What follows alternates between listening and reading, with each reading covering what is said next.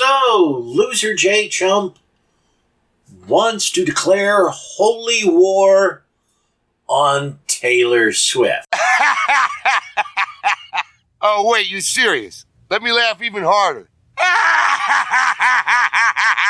The man is Heinrich Kramer, and he is writing the most blood-soaked book of the 15th century, the Malleus Maleficarum, The Witch's Hammer, a book that would torment the world for a century after its release, and be responsible for the torture and death of 70,000 innocent people.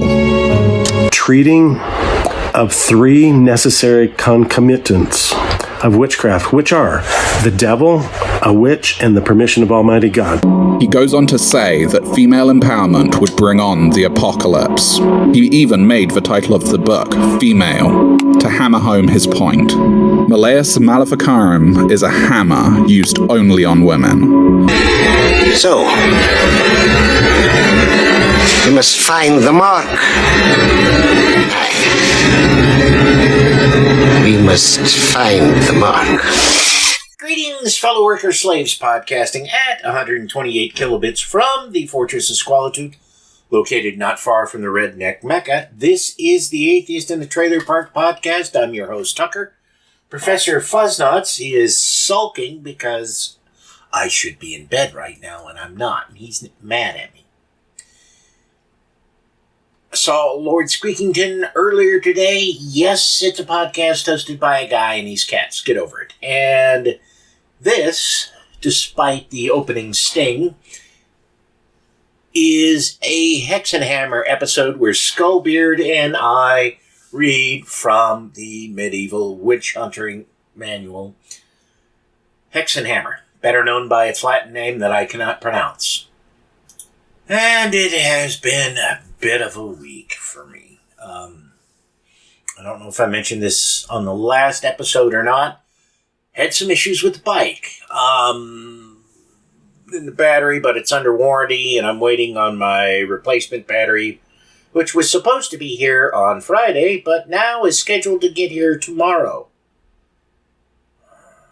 Now, of course, it will not show up in time for me to charge the battery up before I go to work. So, that's that. There. I will be going to work, and I'll get to all that in a minute. But that put me in an odd situation this past week.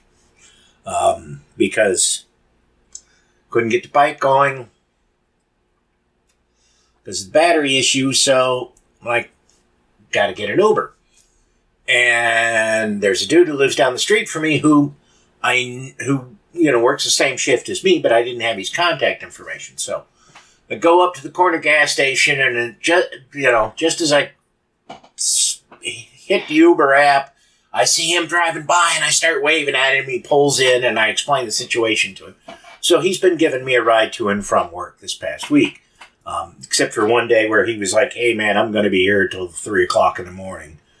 At which point, and he's, I got an Uber for the way home. But still had to stay late some nights because he had to work some overtime. And if I'd have thought about it, I would have brought my laptop with me so I could work on some shit, but I just did not think about it. So, anyways, I, at least was able to get to and from work without having to walk or having to take an Uber. So that was cool, even if I did wind up staying later than normally would. I mean, most nights we were out of there by 1 or 1:30, but, and one night when he said it was going to be 3 o'clock, I was like, yeah. And I am sort of officially an employee at Stanley again, although not quite. Allow me to explain, because this is just so much fun, right? So, February 1st was when I was supposed to go full-time as an employee. Okay, that's no big deal. And so 2 days this week, I got a text from the supervisor saying, "Oh, hey, you and the other guy who he went full-time the same day as me.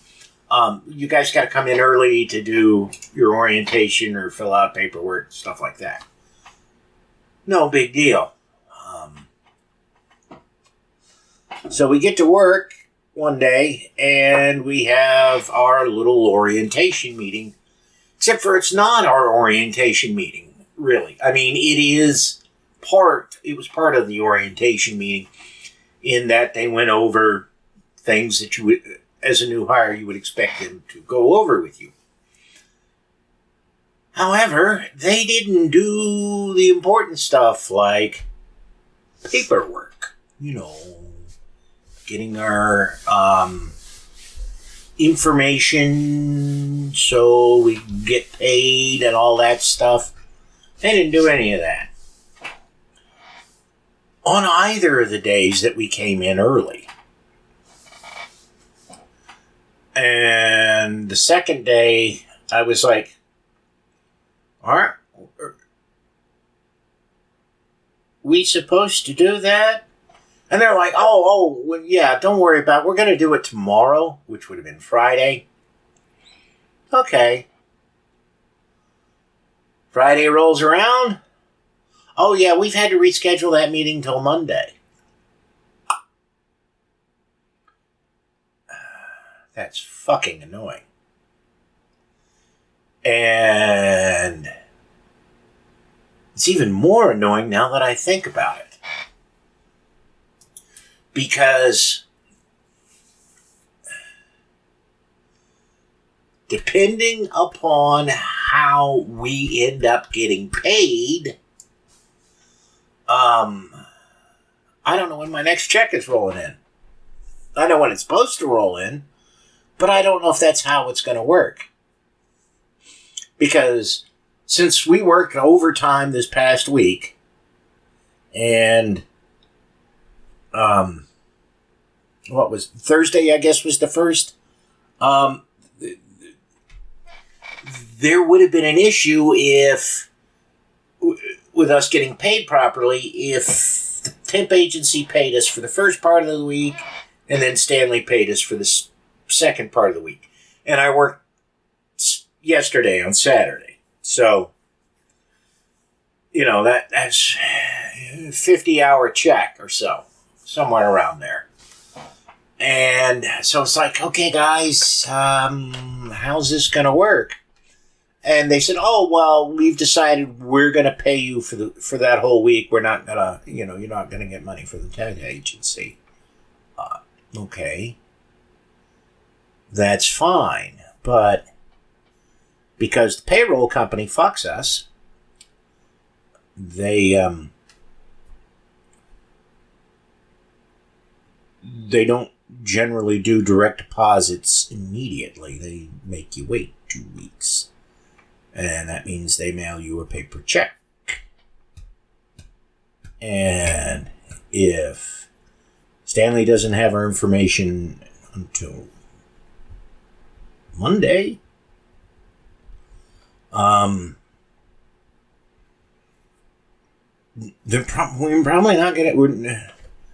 we're probably not going to get our paper check on Wednesday, since it has to be printed at the check, the payroll company's place, which I think is in New Jersey. And generally, in my experience in the past has been, we're going to pay you, if we don't hit your payroll the certain pay date cutoff point for when your payroll information is submitted to us, we roll it over to the following week.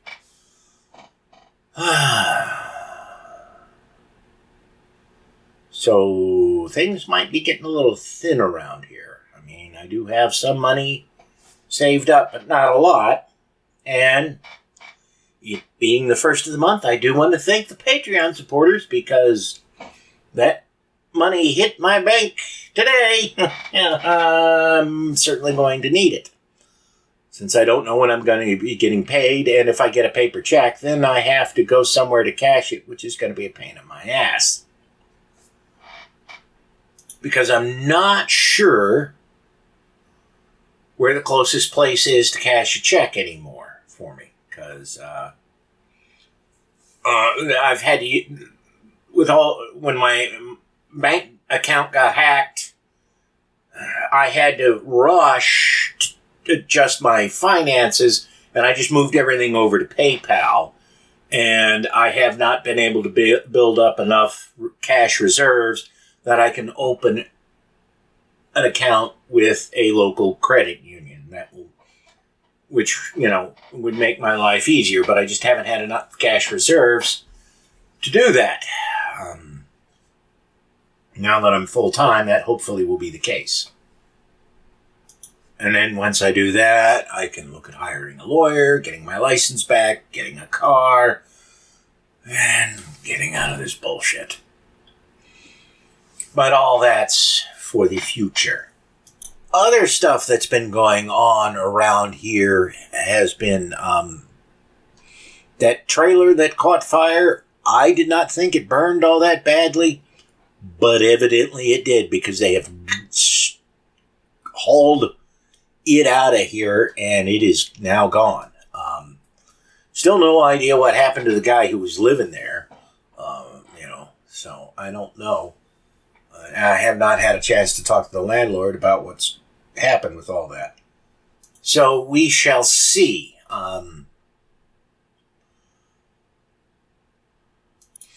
And they're not going to train me on a forklift until I can show them.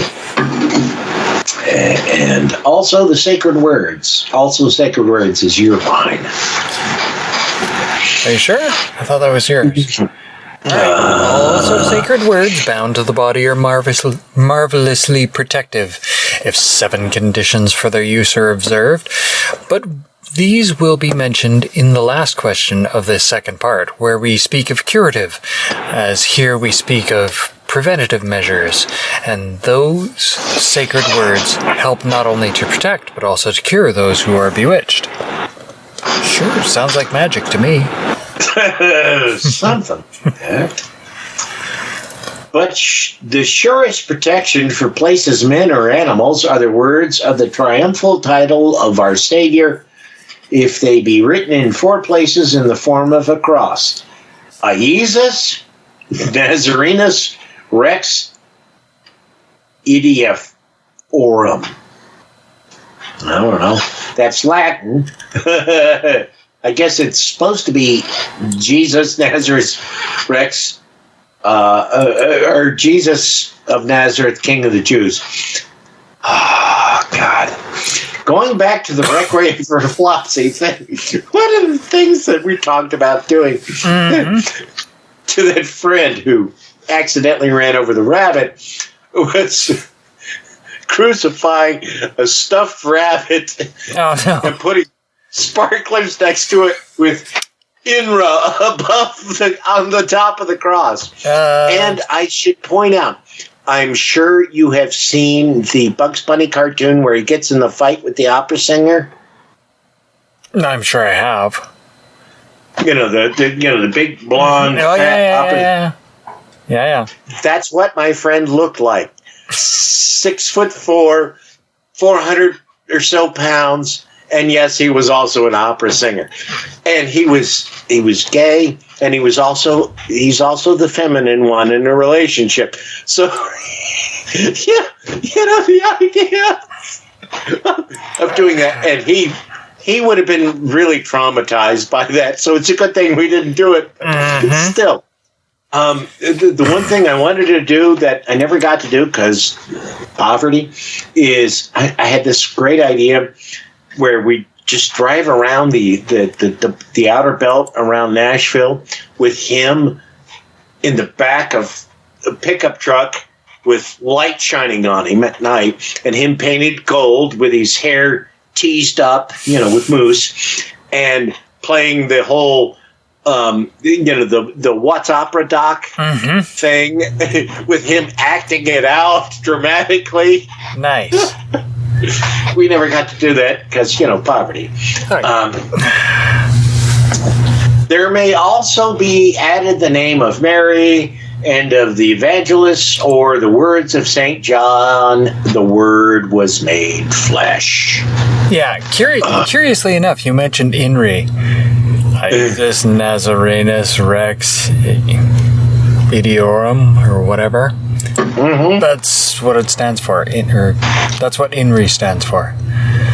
Yeah, and I'm sorry, but the Word was made flesh kind of reminds me of something you'd see in an early David Cronenberg movie. I was thinking Clive Barker, but yeah. But the third class of men, I think it's mine, isn't it? Okay, we'll go with that. Okay. The third class of men which cannot be hurt by witches is the most remarkable, for they are protected by a special angelic guardianship, both within and without. You got a guardian angel up there, or what? Is that a guardian angel in your pocket, or are you just happy to see me? Uh-huh. Within by the inpouring of grace, without by the virtue of the stars, that is, by the protection of the powers which move the stars. And this class is divided into two sections of the elect. For some are protected against all sorts of witchcrafts, so that they can be hurt in no way, and others are particularly rendered chaste by the good angels with regard to the generative functions. Yep. Just as wiener. Uh-huh. Just as evil spirits by their witchcrafts inflame the lusts of certain wicked men towards one woman, while they make them cold towards another. Okay, that's one way of explaining shit. Yeah. Oh, wait. All right. No, I don't think we're going to do the Ron Popeil thing. I think we're going to put a fork in this. Okay. Because...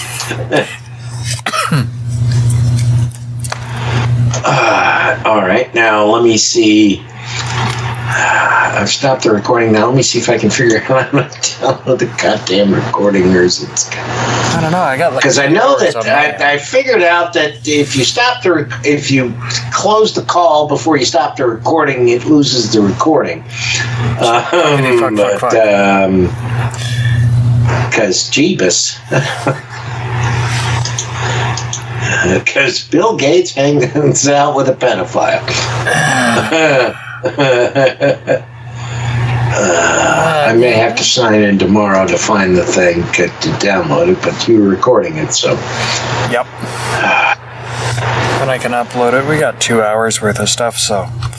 Yeah. Well, it won't be that much when I edit out some of the shit. But. Mm-hmm.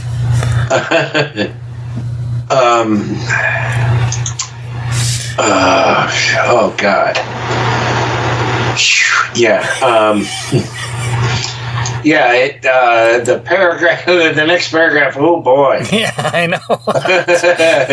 I mean, it's one sentence, but you get the third. The end of it is the third book of sentences, and it's like, yeah, okay, that's the Third Reich seems to crop up in my mind. You know what I'm saying? Gosh. Okay, I gotta stop reading that shit. Woof. Well, hang on a second. I want to see what temperature it is in this shithole. In the Fortress of Squalitude. Here.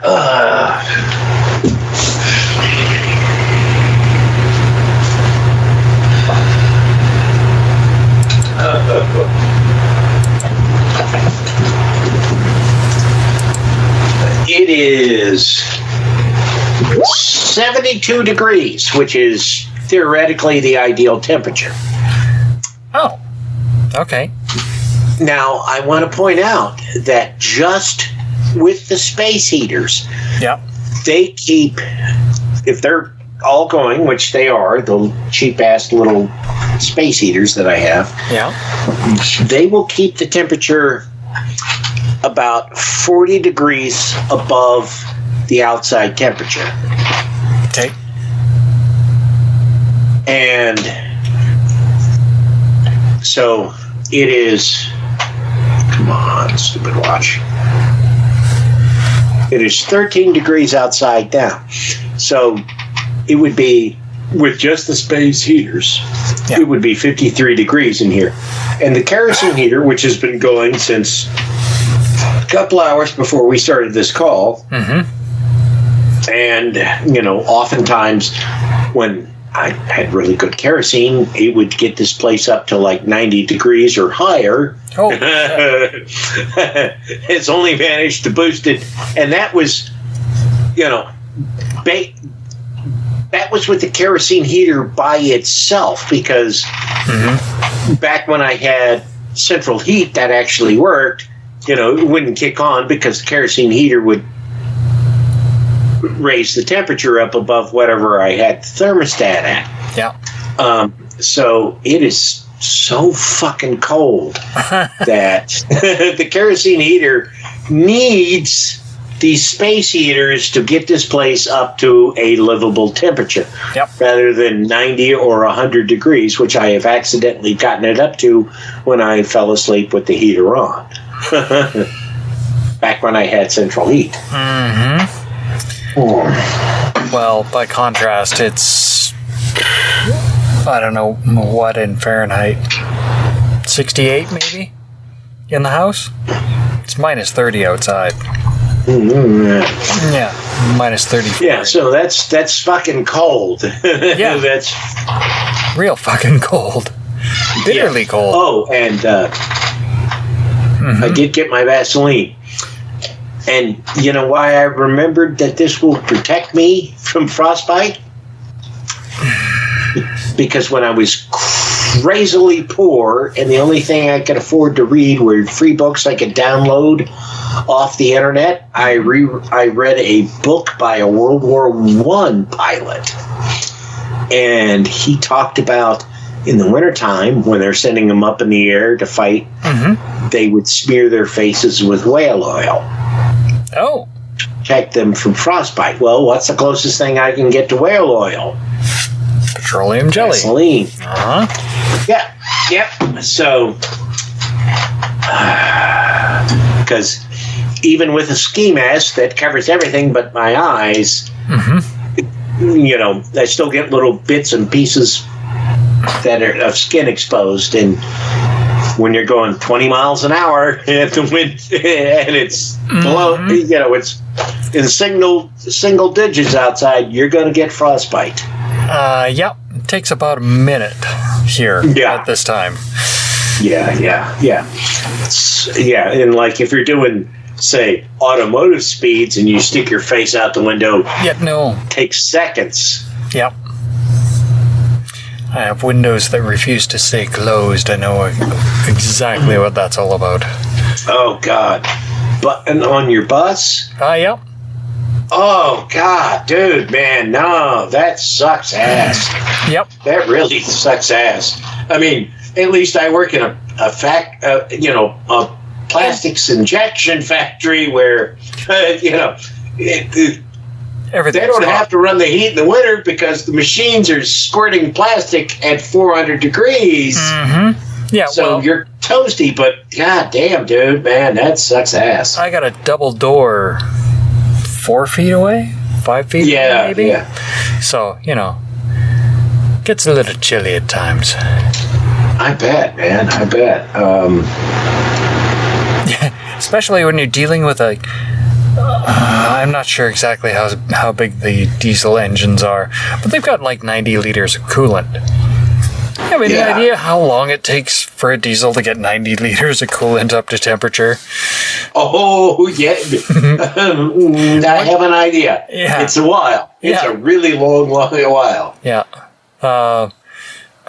New Flyers don't have a temperature gauge. The Novus have a temperature gauge.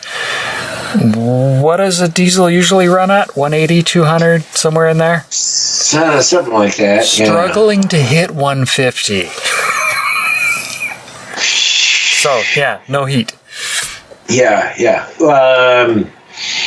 And you can't even fix it with a piece of cardboard.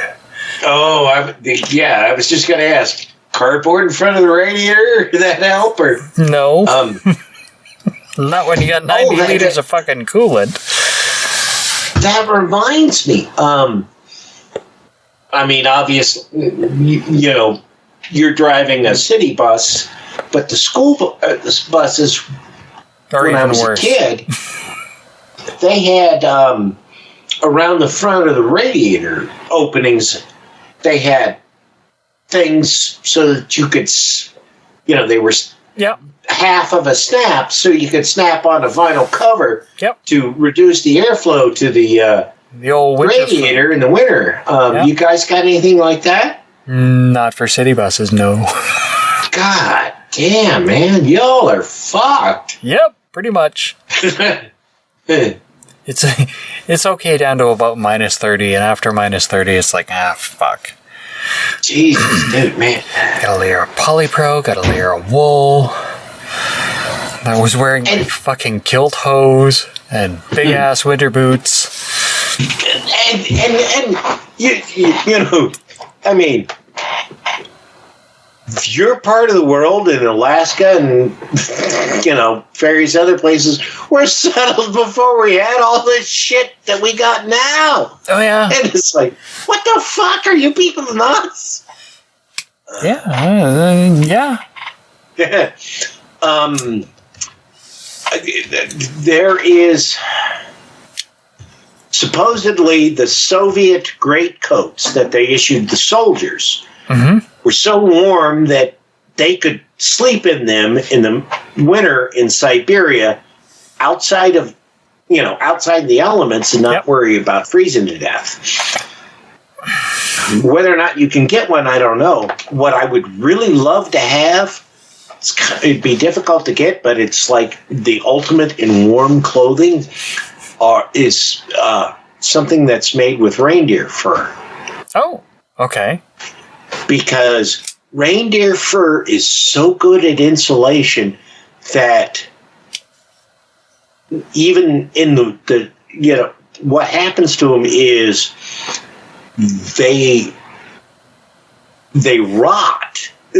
When a reindeer dies in the winter, it rots. It doesn't freeze solid because the fur keeps it so insulated that basically they rot. And then when the spring comes along, the thing explodes because, you know, at that point the outer, you know, it's warmed up enough that, you know, it blows. But it's like, you know, fur is horrible, blah, blah, blah. But, you know, people do eat reindeer meat, and, you know, There's gotta be rain bear pelts out there somewhere. Yeah, that would be a thing I would be like looking at if I was going to be in your neck of the woods. I don't think they'd let me wear that to work. And their interior and exterior protection by grace and by the influence of the stars is explained as follows. For though it is God himself who pours grace into our souls, and no other creature has so great a power as to do this, as it is said, the Lord will give grace and glory. Yet, when God wished to bestow some especial grace, he does so in a dispositive way through the agency of a good angel, as St. Thomas teaches us in a certain place in the 3rd book of Sentences. Okay. Yeah. Can I just pick that one up, or do I have to read the first 2? Oh, I'll read this one. Don't worry. No. Books of Sentences. Oh. And this is the doctrine put forward by Dionysius in the 4th chapter, De Unius Nominibus, whatever the fuck that means. This is the fixed and unalterable law of divinity, that the high proceeds to the low through a medium, so that whenever of good emanates to us from the fountain of all goodness comes through the ministry of the good angels, and this is proved both by examples and by argument. For although only the divine power was the cause of the conception of the Word of God in the most blessed Virgin, through whom God was made man, yet the mind of the Virgin was by the ministry of an angel much stimulated by the salutation, and by the strengthening and information of her understanding, and was thus predisposed to goodness. That was like all one sentence, and I ain't even done with the paragraph yet. This truth can also be reasoned as follows. It is the opinion of the above-mentioned doctor that there are three properties of man: the will, the understanding, and the inner and outer powers belonging to the bodily members and organs. Obviously. That's the will, the understanding, and that sounds like four, though. Yeah, well, Properties math of isn't man. their strong suit. Yeah. The first God alone can influence, for the heart of the king is in the hand of the Lord. A good angel can influence the understanding towards a clearer knowledge of the true and the good, so that in the second of his properties, both God and a good angel can enlighten a man. Okay. Similarly, in the third, a good angel can endow a man with good qualities, and a bad angel can, with God's permission. So why would you worship a God who gave permission to devils? Yeah, exactly. Afflict him with evil temptations. However, it is in the power of the human will either to accept such evil influences or to reject them, and this a man can always do by invoking the grace of God. Unless, of course, God gives the demons permission to ignore that. Well, yeah. So much bullshit. As to the exterior protection which comes from God through the movers of the stars, the tradition is widespread and conforms equally with the sacred writings and with natural philosophy, for all the heavenly bodies are moved by angelic powers, which are called by Christ the movers of the stars, and by the Church the powers of the heavens. And consequently all the corporeal substances of this world are governed by the celestial influences, as witness Aristotle, Metaphysics 1. Therefore, we can say that the providence of God overlooks each on of his elect. That makes no sense. Par for the course. Yeah. But he subjects some of them to the ills of this life for their correction, while he so protects others that they can in no way be injured. And this gift they receive either from the good angels deputed by God for their protection, or from the influence of the heavenly bodies, or the powers which move them. Sure, whatever you say. It is further to be noted that some are protected against all witchcrafts, and some against only a part of them. For some are particularly purified by the good angels in their genital functions. Nice. So I guess that's what Abraham Lincoln was talking about when he mentioned our better angels. So that witches can in no way bewitch them in respect of those functions. But it is in one sense superfluous to write of these, although in another sense it is needful for this reason. For those who are bewitched in their generative functions are so deprived of the guardianship of angels that they are either in mortal sin always or practice those impurities with too lustful a zest. So, if you gotta take Viagra, you're in league with the devil. Obviously. Yeah.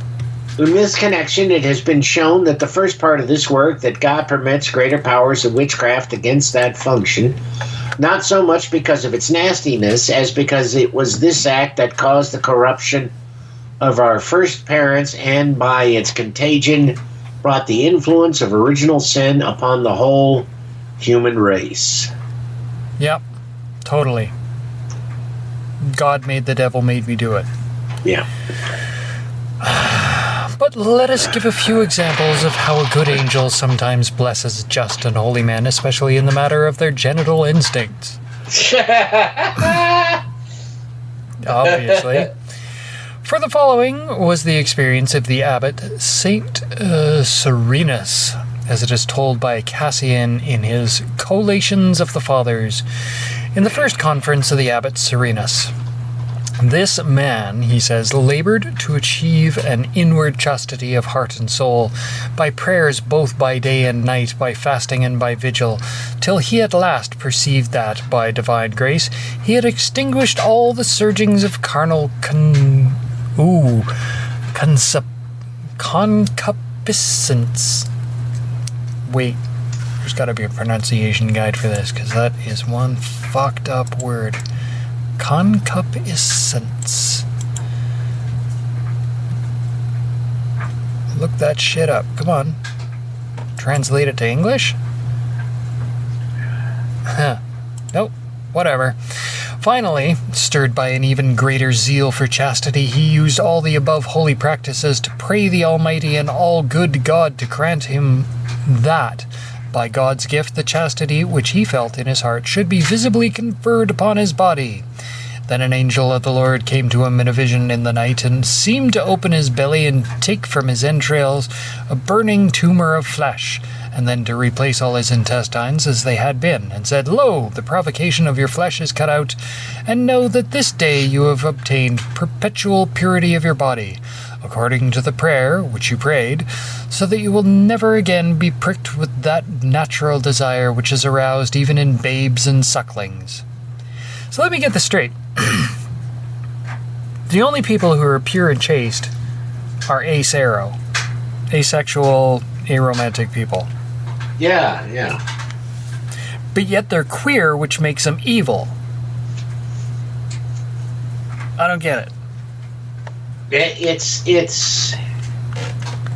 the trick that religion and political leaders have pulled. You know how, like, if you stub your toe, you immediately just keep banging that fucking toe into everything around you, causing it to hurt more and more. Yep. So these guys say some kind of crazy shit, and it gets you going, huh? So it gets you thinking about their crazy shit, and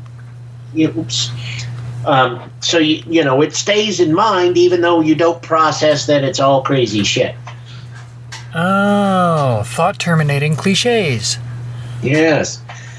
And somebody has decided to join me. Come here, buddy. Oh, look, it's not a tumor. Yeah. All right. Although, I just can't imagine babes and sucklings having that natural desire, if you know what I mean. And the other thing is, in one of his books, Joseph Campbell talks about a shamanistic ritual where whoever were the shaman, to be what, he'd get goobed up on psychedelics, and then, he'd have this hallucination that his entrails were being pulled out and replaced with jewels. Oh, nice. That sounds kind of like this, what they were just talking about. Psychic surgery and fun stuff like that. Yeah. Similarly, St. Gregory, in the first book of his dialogues, tells of the blessed abbot Equitius. This man, he says, was in his youth greatly troubled by the provocation of the flesh, but the very distress of his temptation made him all the more zealous in his application to prayer. And when he continuously prayed to Almighty God for a remedy against this affliction, an angel appeared to him one night and seemed to make him a eunuch. Ooh, Heaven's Gate called here thing. Yep, totally. And it seemed to him in his vision that all feeling was taking away from his genital organs, then how would you know when you needed to piss? Well, that's not in the genitals. It's not your dick that tells you need to piss. It's your bladder. Right. And then what tells you when you're done pissing? Okay, fine. I'll give you the point. And from that time, he was such a stranger to temptation as if he had no sex in his body. Behold, what benefit there was in that purification. For he was so filled with virtue that with the help of Almighty God, just as he was before preeminent among, so he afterwards became preeminent over women. Okay, whatever. Okay, these guys have really whack, values or whatever.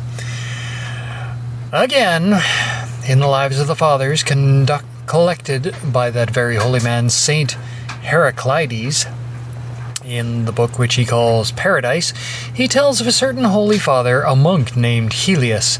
This man was moved by pity to collect 30 women in a monastery and began to rule over them. Kinky.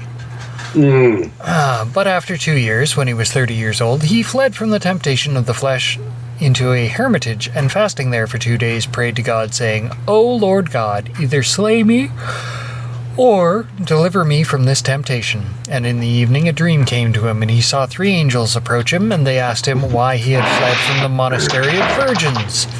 But when he did not dare to answer for shame, the angel said, If you are set free from temptation, will you return to your cure of those women? And he answered that he would willingly. They then extracted an oath to that effect from him, and made him a eunuch. Thanks, guys, that fixed everything. For one seemed to hold his hands, another his feet, and the third to cut out his testicles with a knife, though this was not really so, but only seemed to be. And when they asked if he felt himself remedied, he answered that he was entirely delivered. So on the 5th day he returned to the sorrowing women, and ruled over them for the 40 years that he continued to live, and never again felt a spark of that first temptation. I'm calling bullshit. Yeah. I don't know what part of it's bullshit, but that's some bullshit. Well, I think from start to finish, but, Yeah. No less a benefit do we read to have been conferred upon the blessed Thomas, a doctor of our order, whom his brothers imprisoned for entering that order and wishing to tempt him. They sent into him a seductive and sumptuously adorned harlot. My favorite kind. But when the doctor had looked at her, he ran to the material fire and, snatching up a lighted torch, drove the engine of the fire of lust out of his person. That sounds painful. Yeah. And prostrating himself in a prayer for the gift of chastity, went to sleep. 2 angels then appeared to him, saying, Behold, at the bidding of God we gird you with a girdle of chastity, which cannot be loosened by any other such temptation. So, maybe 2 chicks at the same time could do it? Maybe. Since that's more than the one. Neither can it be acquired by the merits of human virtue, but is given as a gift by God alone. So remember, you can't do anything to earn it. God just has to think you're special. Yep. And he felt himself girded and was aware of the touch of the girdle, and cried out and awaked. And thereafter he felt himself endowed with so great a gift of chastity that from that time he abhorred all the delights of the flesh, so that he could not even speak to a woman except under compulsion, but was strong in his perfect chastity.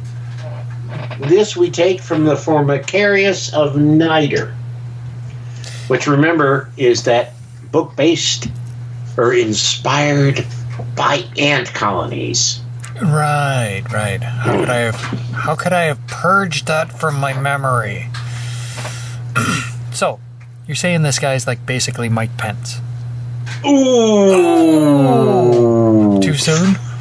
Yeah. Okay.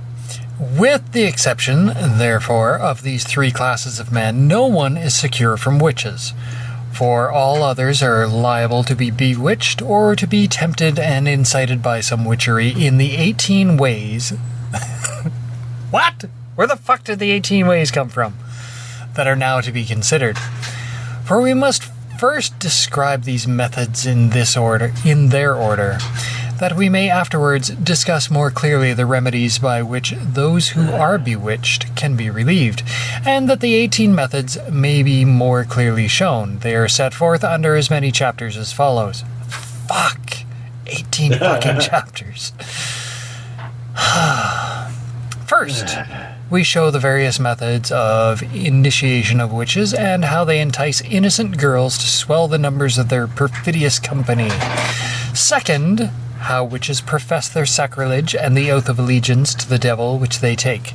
Third, how they are transported from place to place, either bodily or in the spirit. Fourth, how they are subject themselves to incubi, who are devils. Fifth, their general method of practicing witchcraft through the sacraments of the church, and in particular how, with the permission of God, they can afflict all creatures except the celestial bodies. Sixth, their method of obstructing the generative function. What do you got against birth control? It's a great thing. Seventh, how they can take off the virile member by some act of illusion. Oh, some art of illusion. Eighth, how they change men into the shapes of beasts. Ninth, how devils can enter the mind without hurting it when they work some glamour or illusion. 10th, how devils, through the operation of witches, sometimes substantially inhabit men. 11th, how they cause every sort of infirmity, and this in general. 12th, of certain infirmities in particular. 13th, how witch midwives cause the greatest damage, either killing children or sacrilegiously offering them to devils. 14th, how they cause various plagues to afflict animals. 15th, how they raise hailstorms and tempests and thunder and lightning to fall upon men and animals. 16th... North wind blow, south wind blow. Smog! 16th, 17th, and 18th, the three ways in which men only and not women are addicted to witchcraft. Okay. After these will follow the questions of the methods by which these sorts of witchcraft may be removed. I may have to find Robert Palmer's Addicted to Love. I highly recommend the Florence and the Machine version. Well, it might not be as recognizable. Oh, you'll recognize it. Florence and the Machine, Addicted to Love. Remember, I live in the redneck mecca for country music, and for a good chunk of my life, none of my cars have had radios. Oh. I'm terribly sorry to hear that. Yeah.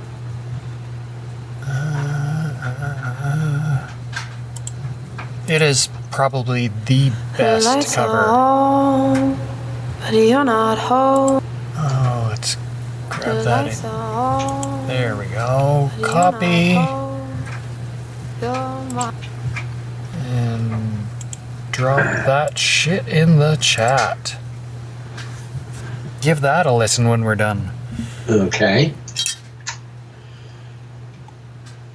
But let no one think that because we have enumerated the various methods by which various forms of witchcraft are inflicted, he will arrive at a complete knowledge of these practices, for such knowledge would be of little use and might even be harmful. Not even the forbidden books of necromancy contain such knowledge. Wait, you're saying the Evil Dead movies lied to me? Yep, that's what they're selling you. God damn it. For witchcraft is not taught in books, nor is it practiced by the learned, but by the altogether uneducated. I love the poorly educated. Having only one foundation without the acknowledgement or practice of which it is impossible for anyone to work witchcraft as a witch. Yeah, it's the death of expertise. Yeah. Moreover, the methods are enumerated here at the beginning that their deeds may not seem incredible, as they have often been though hitherto, to the great damage of the faith and the increase of witches themselves. But if anyone maintains that since, as has been proved above, you ain't proved shit. Some men are protected by the influence of the stars so that they can be hurt by no witchcraft. It should also be attributed to these stars when anyone is bewitched, as if it were a matter of predestination whether a man can be immune from or subject to witchcraft. Such a man does not rightly understand the meaning of the doctors, and this in various respects. Okay, you guys are off the rails here. Yeah. Although I'm tempted to drop in the sound of a TARDIS. Well, let's talk of doctors. Which is the sound of a set of keys being dragged across the piano wires in a grand piano. Oh, wow.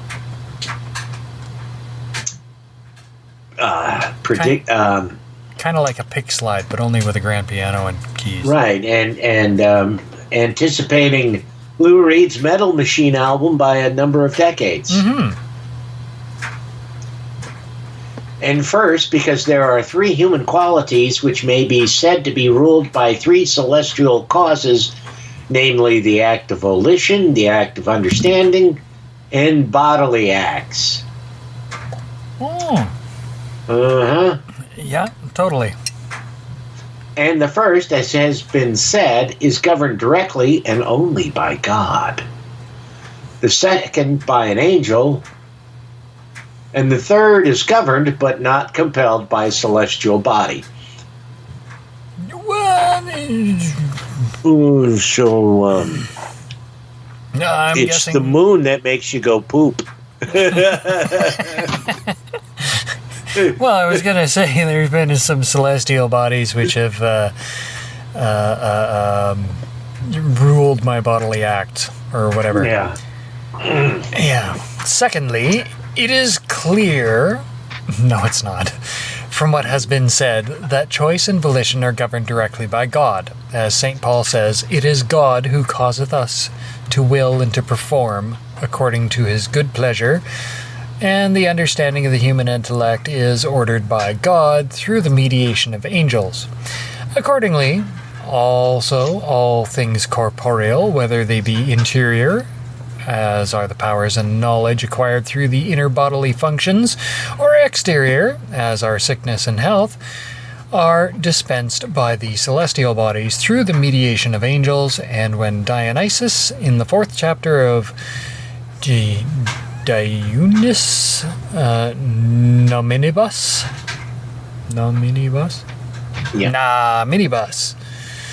says that the celestial bodies are the cause of that which happens in this world, this is to be understood as to natural health and sickness. But the sicknesses we are considering are supernatural, since they are inflicted by the power of the devil with God's permission. Alright, so you got a scapegoat, right?